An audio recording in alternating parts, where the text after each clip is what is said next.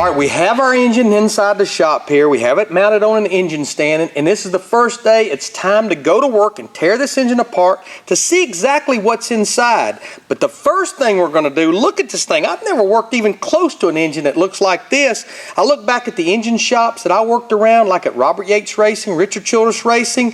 Nothing would ever look like this. You could eat off the floor, and I wouldn't be afraid to lay my food on top of an engine that was in that engine shop where I worked around them for so many years. I don't even want my food in the same room with this engine. You may think, hey, an engine only needs to be clean when you put it back together, not when you take it apart. To the contrary, you want it clean from the beginning, tearing it apart, putting it back together, so before Larry Mack even reaches in that toolbox for the first wrench to take any nut or bolt off this engine, we're going to take it outside, degrease it, and clean it up, and then we'll go to work. We're going to coat this thing down with degreaser. We're going to put it everywhere. Intake manifold, valve covers. We can't be bashful with this. This is a little bit like when your mom and dad used to make you get in the shower and you thought soap was going to hurt you.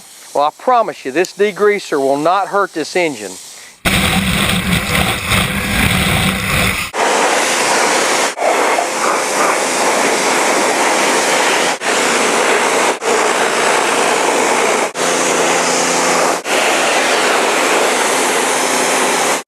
Alright, we have got this thing clean. We're going to get it inside the shop now, and we're going to go to work. There is no way I was going to work on this thing the way it looked.